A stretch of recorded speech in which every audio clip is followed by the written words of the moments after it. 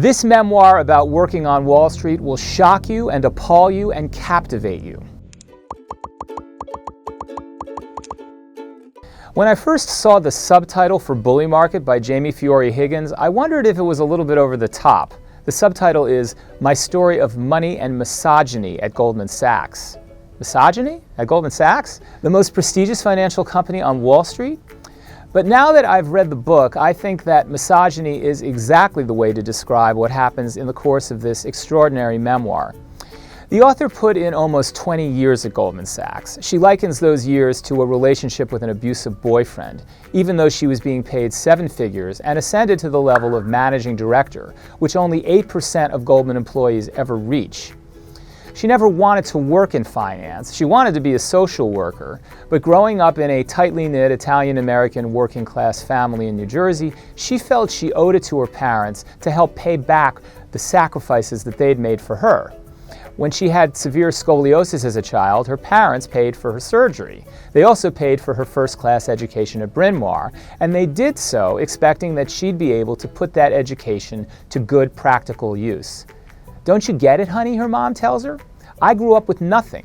My house didn't have plumbing. Our parents were lucky to leave the farms and villages of Italy. Your father and I were the only ones in the family who got to go to college, and look at what we've built. Every generation must do better, not just for you, but for our entire family." So, she endured rounds of interviews and got a plum job as a financial analyst at the nation's premier financial services company, earning more in her first year than her parents had ever earned in any year.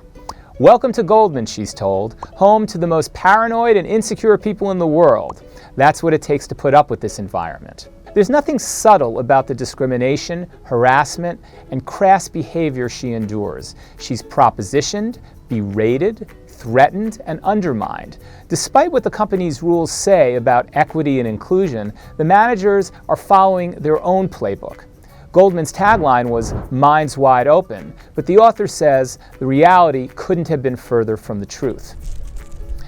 At the same time Jamie is climbing the ladder at Goldman, she's trying to keep her marriage together and raise a family. Being a working mother of 4 young children also becomes a source of tension and stress.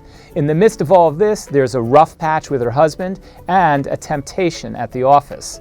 It all reads like a novel, but the author has contemporaneous journals to support everything she tells us. When the editor of Bully Market, Stephanie Frerick, read this manuscript, she said it made her blood boil. It's appalling to see that there were still companies where some managers thought it was a good idea to have employees entertaining their clients at strip clubs, or telling new mothers not to breastfeed because it's too much of a distraction at work, or mooing at them when they do. The author left Goldman Sachs in 2016 before the Me Too movement, and while cases of misogyny may not be as overt as they once were, she's sure that the underlying culture has not changed much. She writes, "People are more careful and better at keeping the dark side under wraps." The main reason Jamie Fiore Higgins was able to write Bully Market is because she quit her job, giving up substantial compensation in order to tell this story. Readers will be glad that she did.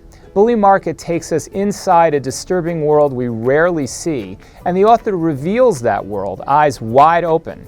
But just as powerfully, she tells a satisfying story of a determined woman who works hard, outsmarts the boys' club, plays the long game, and wins.